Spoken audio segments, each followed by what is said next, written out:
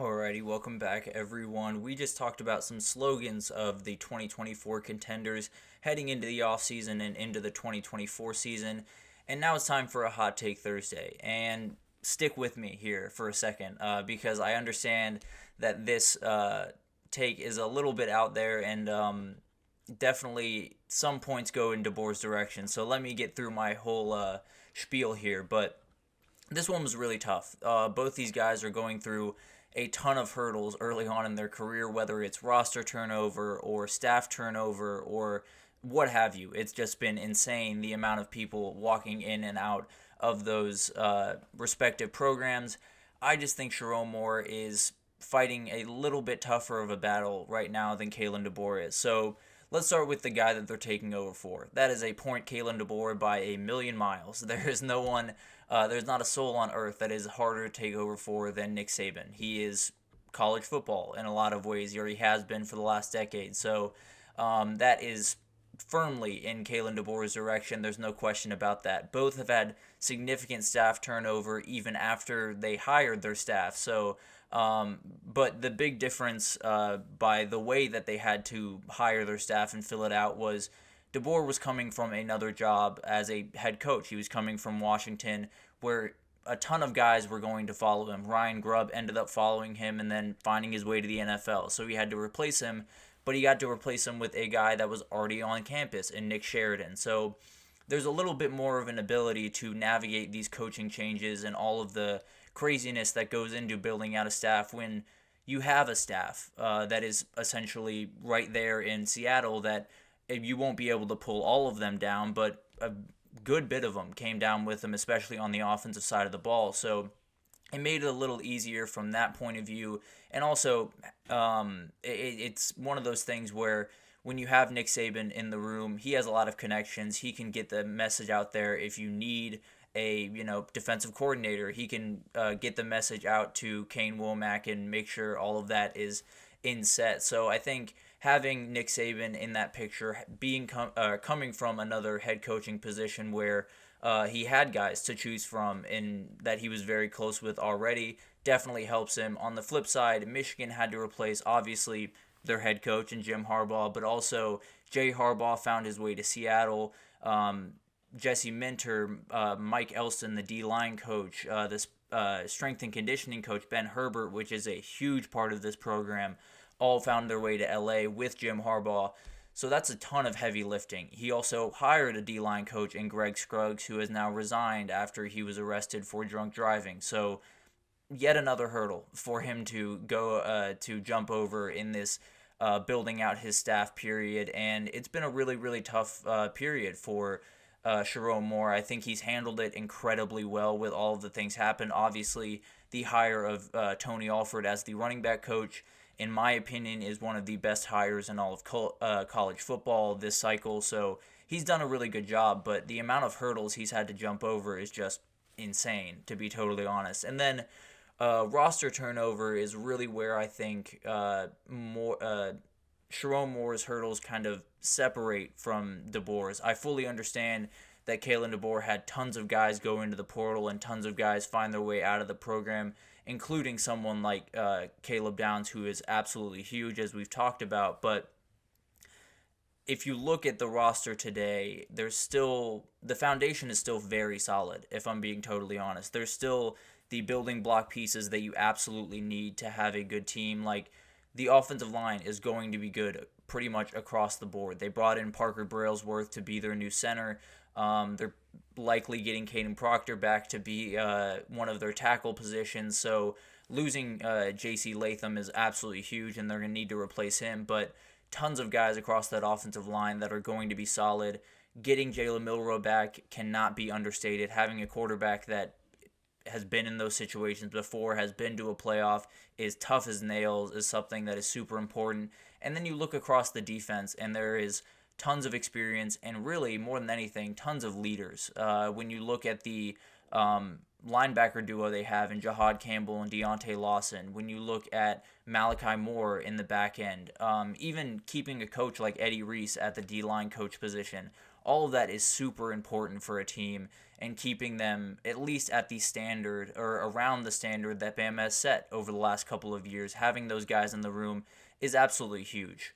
Now, on the Michigan side of things, they had 18 guys head to the draft. They had a couple more hit the portal. In fact, one of them, Keon Saab, has found his way to Bama. So a little bit interesting there. But the players going into the draft include their QB1, J.J. McCarthy, their running back 1 in Blake Corum, their wide receiver 1 and 2 in Roman Wilson, Cornelius Johnson, 6 offensive linemen, Chris Jenkins on the D-line, Junior Colson, their leading tackler, Mike Barrett, and also a remarkable linebacker in that defense, and Mike Sandristrell, a remarkable player on the back end of that defense. So that's ridiculous. Not only are those big-time players, guys that gave you tons of production in 2023, but they're also the leaders of that team. When you look at across all of those names, the offensive linemen were huge leaders. Zach Zinter, the main among them.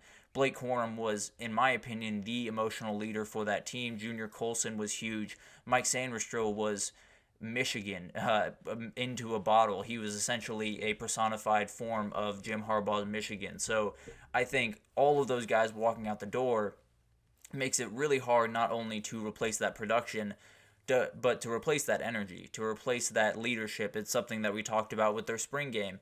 They need guys to step up into those roles. I know for a fact Donovan Edwards is going to be one of those guys at the running back position, but you need more than that. You need possibly the quarterback, whoever that ends up being, to step up into that role. You need someone, one of the transfers, Jayshon Barham is the one that I had talked about from Maryland, definitely could step up into that role. Mason Graham is a huge one. There's Kenneth Grant, another guy that needs to be big-time players for these teams, not only on the field, but off the field. So that is a huge point, I think, in Moore's direction, although I don't envy either of these guys with the roster construction that they've had to do throughout this time. But I think there is another thing that firmly gives the advantage to DeBoer over Sherrone Moore going into 2024 in particular.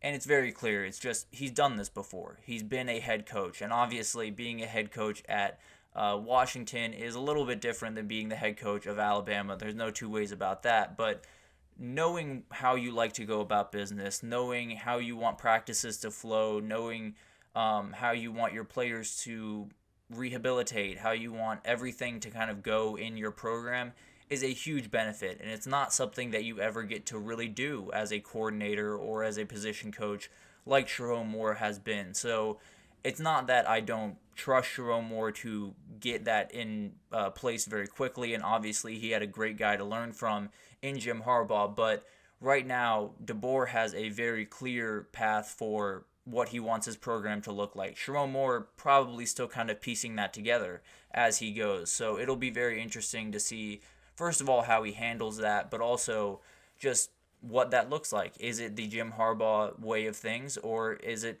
a little bit different? I tend to believe it'll be a little bit different, but at the end of the day, the Michigan of the last couple of years is probably the winning Michigan for the most part. So it'll be interesting to see how all of that unfolds. And then one argument I will go entirely in DeBoer's direction, along with the head coach that he's taking over for, is the fan base that he is going to, I don't want to say be dealing with, but the fan base that is going to be having a lot of things to say about him in 2024. Alabama fans are not very nice if you start losing games. Let's put it that way. They are very impatient. They've been, to be honest, a little spoiled throughout the Nick Saban era. I mean, I don't think that's even crazy to say. The amount of national titles is just absurd. So losing does not come easy to them. So if DeBoer starts to struggle in year one and maybe goes 8-4, which would be like the sky is falling in Tuscaloosa, but if that were to happen, the fans will be fully on him, and it will be a very intense thing that he probably hasn't really had to deal with. Obviously, Washington fans are huge. They're an incredible fan base, but not quite to the same level that Bama is when it comes to demanding excellence from their coach. I think on the Michigan side of things, they're not going to just, let Sherrone Moore totally off the hook, but I do think he has 1 year where he can kind of work things out. I don't think they want to totally bottom out and go 6-6 or anything like that, but I think he does have a year where they can go 9-3, they can go 8-4, and people can still be sitting there saying, okay, this was a year after a ton of guys left the program, after, a national title, so we'll let this one slide, but, get back to business in 2025 type of message for Sherrone Moore, where in Kalen DeBoer's instance, it would be a lot more aggressive. I'll put it that way. So to be totally fair in all of this, these are remarkably hard situations that the guys are walking into. We knew they were going to be hard when they started, and somehow they've become tougher and tougher every single day, especially in Ann Arbor. It feels like every single day there's something new that Sherrone Moore has to wrap his head around and deal with and handle. So both these guys are really up against it, and both these guys I have full confidence in. I think they both are remarkable football coaches, are remarkable motivators of guys, and get the best out of their players, both on and off the field. So I have tons of respect for both these guys. I think they're both remarkably talented football coaches, but this is a different situation for both of them, and it's going to be a tough situation for sure, and it'll be interesting to see who lands on their feet a little bit better in 2024 and beyond. But 2024 will be absolutely huge for these guys and the future at their respective programs. But that will do it for this edition of the GSMC College Football Podcast, brought to you by the GSMC Sports Network. Your support means a lot to us, so please remember to subscribe and leave a positive review. Oh my goodness, sorry. Leave a positive review. It does make a difference for us. Also, follow us on Facebook, Twitter, TikTok, Instagram, all of the social pages for every update you could possibly need. It's obviously March Madness time. My guy Nelson over on the Basketball Podcast has that entirely covered. Also have some sports podcasts with TJ and Jeremy that do that as well. So we got you covered from A to Z. No problem about that. So if you need anything, definitely come over to our pages and we will get you updated. So thank you once again for listening, and I will see you guys tomorrow with two very special guests.